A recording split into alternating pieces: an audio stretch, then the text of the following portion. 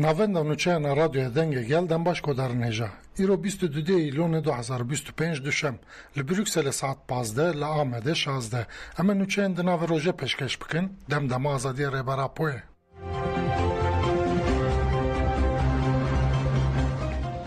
Kongra Star li Hesekê bi daxwaza azadiya fîzîkî ya rêbera po me şekil darxist. Bi hezaran jinên ji Şadetê, Hol, Dirbêsiyê, Tilbirak, Tiltemîr, Êrişa, Kampa Waşûkanî, Serkaniyê û koçberên Efrînê tev li Mêşê bûn. Mêşê ji çarxêreya Merşo ya Hesekê dest pê kir, heya çarxêreya azadiyê dom kir. Piştî ku girseya Mêşe gihîşt çarxêreya azadiyê meş guherî mîtingekê û li vir endama koordînasyona Kongra Stara bajêra Hesekê Xalide Botî axivî.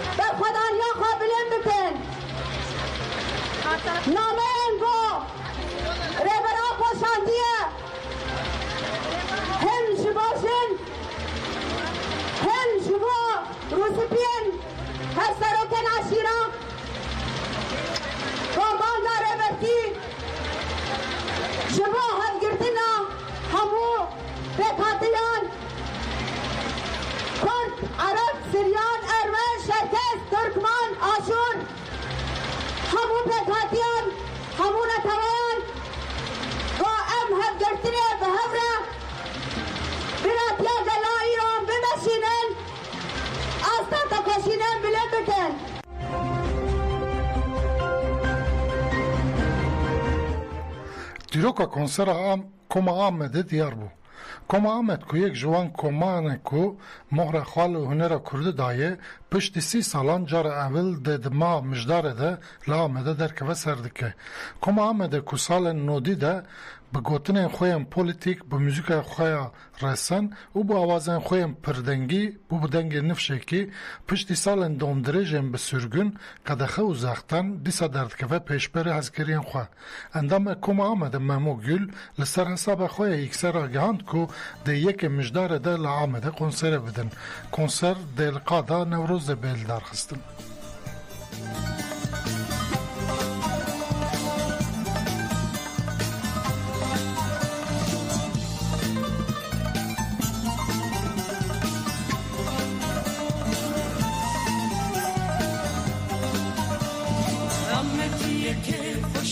Gozelle gozelle Ahmediye keyf başa Dümürüm bo gozelle Ahmediye keyf başa Gozelle gozelle Ahmediye keyf başa Dümürüm bo gozelle Ahmediye keyf başa Gozelle gozelle Ahmediye keyf başa Dümürüm bo gozelle Ahmediye gündora Gozelle gozelle Şandeya jinan bi Kurdistaniyên li Almanyayê racivîya. شانده جنانی روژاوا به کردستانیان لآلمانیه را لپایتخت برلین جویا. ده جوینه دل سر پشفچون سیاسی التوای سوریه نقاش هاتن کرن. شانده ده جوینه ده دیار کرکو پیمان ده آداره یا دنافبره فرماندار گشتیه قصد او سروک دستلاتاری دمکیه سوریه احمد الشهری ده هاتیه امضا کرن بنگه ها دیالوگه.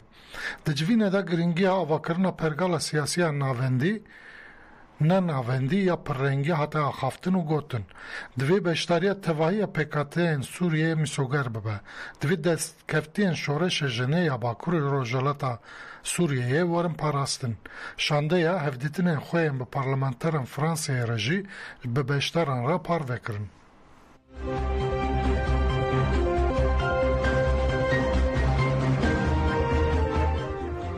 کومینا فیلم روژاوا چیروکا که روزنامه‌گر نازم داشتن قاله و کربو به ناوه هوال براکو به فیلم او دیاری بیرانینا نازم داشتن کرد.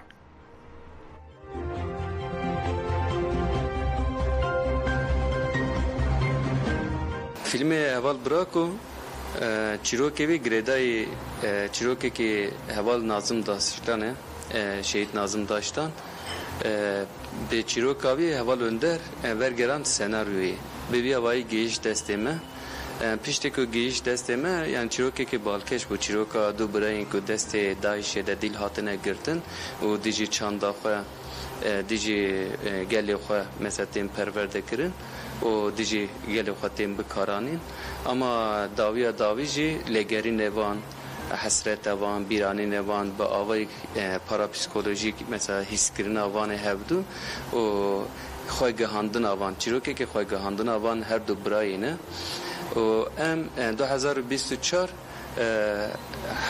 هفته ماه 80 یعنی هفته طباخ دم دست بکر و هفته جوتمه دیجی 2024 یعنی فیلم ما قدیا یعنی دو ماه تقریبا دو ماه کشان ما دست بکر و ماه کجه حاضرتی آبی بو یعنی گیشتی هم دکارم بیجن و کومینا فیلم روژاوا سه ماه ام به فیلم را مجلبون و ام هیوی و باور دکین که اف فیلم وک چیروک بالکش و برسی و پیوستین هم هنر سینمایی هم جواکی ببه وک نشاندان آوی یکم جه ام دخوازن فستیوالی ده به نشاندان ام حالی حاضر ام حاضرتی فستیوالی دکن فستیوالا ناونتوی ها فیلم یا روژاوا 13 ماه میجداری ام دخوازن وک نشاندان آوی یکم جی جواک خوره پار بکن ام هیوی و باور دکن که انجامی که خوش ببه و عالی جواک به عجبانده.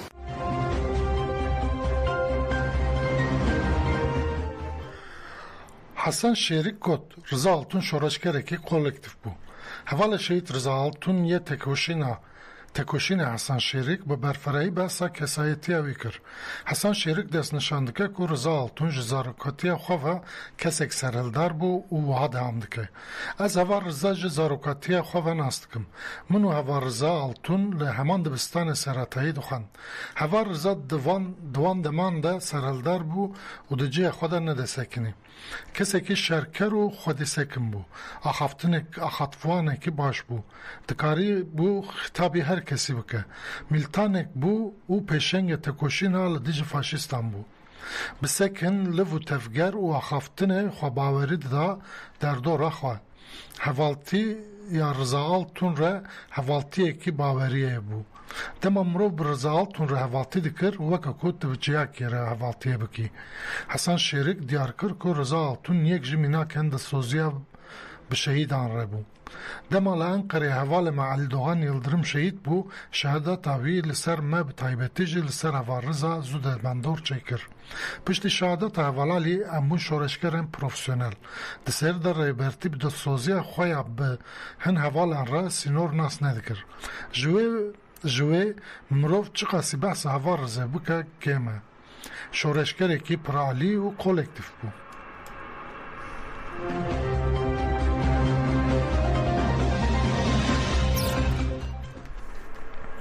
AKP Kurdistan civak direzine û ji nirxên wan dûr dixe. Yek ji bûyerên sosretên AKP li Elkê pêkat. Şaredariya Elkê ji bajarê Çorum, Ankara û Stenbolê jinan tîne wan bi xelkê re dizewcîne. Dibe ku gelek bêhêj be lê wan jinan bi pereyekê kêm dide firotin. Yê vê dike jî Ramazan Özdemir'e. Ajansa Mezopotamya'ya derbara bûyerê de nûçeyek weşand. Li gorî Ajansa Mezopotamya Ramazan Özdemir li şaredariya Elkê bi beşa müdiriyetê zewicandinê dixebite. 45 jinên biyanî ji Enqerê, Çorum û Stenbolê aniyê bi berdela 150,000 lîreyên Tirk daye zewicandin bi nasnameyên sexte. Hin çavkanî dibêjin hejmara jinan zêdetirî 75. Derbara Ramazan Özdemir de lêpirsîn hatiye destpêkirin. Kesên ku di komisyona lêpirsînê de cî digirin gef li wan tê xwarin ku bi ser bûyerê re de neçin. Ajansa Mezopotamya xwegihand daxwaznameyekê ku jinek Fasêye anîne bi kesê bi navê Meke re hatiye zewicandin. Zewac ji bi rêya navbeyînkaran bi berdala pereyên hatiye kirin. Hatta zanîn ku Ramazan Özdemirê berpirsê vê şebekeyê firotina jinê ye, xelkê Elkê ye û niha jî teqayît bûye.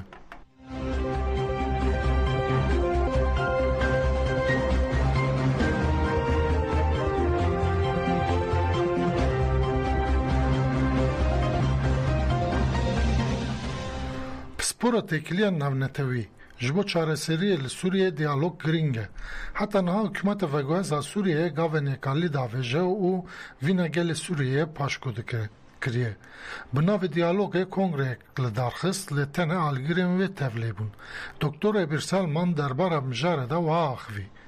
Dema ku diyalog pêk were, wê demê de biryarên Sûriyeyî çi li hundir çi ji li derva ve bi watê bibin. Wê demê wê welatiyên Sûriyeyê hebûna xwe ser ve erdingariyê hîs bikin. Selman da axaftina xwe de balkişan ser komkojiyên di dema borî de pêk hatin û wiha dewam kir. Eger rawêkirineke rastîn û zelala komkojiyên borî hatine kirin tunebin, wê çareserî jî tunebe. Berûva ji vê bibe wekê ku em bi xwe bikenin. Duruşma herî guncav ku em îro bilind dikin lêborîn û li hev hatine. Gelek xwîn hatiye rijandin û rûmet hatine binpêkirin. Zarok û dîrok şahîdin bê çi li Sûriyeyê qewmiye. Her tiştê ku li Sûriyeyê herêmê û bi giştî rojalata navîn qewmî û di qewime encama destwerdana biyanî. Ji peymana Skypeî kot bigire heya niha em dibin bandora wan destwerdanên biyanî dinin.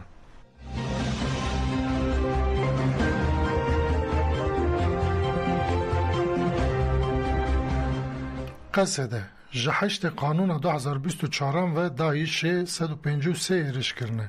Hêzên Sûriya Demokratîk Qesede li ser navê fermandariya giştiya Qesede derbara têkoşînê li dijî çeteyên Daişê ya 10 mehan bilançoyek ragihand. Daxuyanî ji aliyê berdevkê Qesede Ebcer Dawûd ve hate xwandin. Di daxuyaniyê de berdevkê fermiyê Qesede wiha hate gotin. Di peymana di heyema piştî hilweşîna rejima Basê ya Şamê şaneyên rêxistinê 153 caran li dijî herêmên Rojava êriş pêkanîne. Ew hejmar nişan dide ku ew xwejinû ve birêxistin dikin û çerçeweya êrişên xwe berfereh dikin. Hêzên me bi piştevaniya koalîsyona navnetewî di nava 10 mehan de heftê operasyon pêkanîn. Di van operasyonan de şaneyên çete hatin bê bandorkirin, bi dehan tawanbar hatin girtin, dîsa bi dehan planên êrişê hatin têkbirin. Bi wê re şiyana rêxistinê ya pêkanîna êrişên mezin hatin sînorderkirin. Di encamê de jê serçete 95 terorîst hatin girtin. Di serçete û 6 terorîst jî hatin kuştin. Miktareke mezin çek, Cebelxane û belge hatin desteserkirin. Di êrişa Daişê de 30 şervanên me şehîd bûn, 12 jî birîndar bûn, 6 sivîl jî şehîd bûn. Li ser vê bingehê em Qesede van xalên li jêr diyar dikin. Yek, xetereya rêxistinê hîna ji bidawî nebûye. Hîna ew li ser astên xwecihî û navnetewî gefeke cidî ye. دو هفکاریا به کوالسیون ناونتوی را هیمانک کریتیکه او پیشگرتن وگر دایش ده او ام داخوز پشتکری اپراسیون و لوجستیکا زیده دکن تکوشین الدیج ترور جبیلی پروژه گشدان و خدمتگزاری کو هوی جگلن هرمن رزگارکیر را و دیگرینه و ریل بر فکرات تندوار بگره تمام نابه ev yekjibeyê piştgiriya navneteweyî ya sabît û demdirêj pêk nayê ji ber ku rewşa herêmê ya ji ber krîza Sûriyeyê ya berdewam zehmet e. Di dawiyê de em bejna xwalihemberê şehîdên doğura parastina xaka Rojava da daye ditewînin soza xwe ya berdewamkirina têkoşîna li dijî terorê dubare dikin.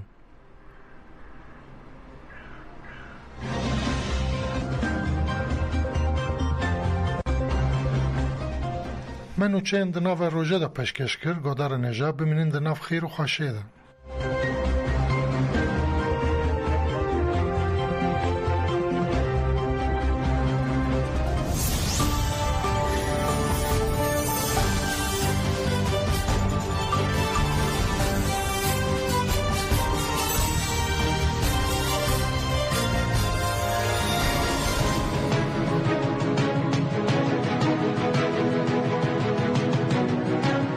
رادیویا دنگی گل دنگی برخودانیه boynuzladı boyta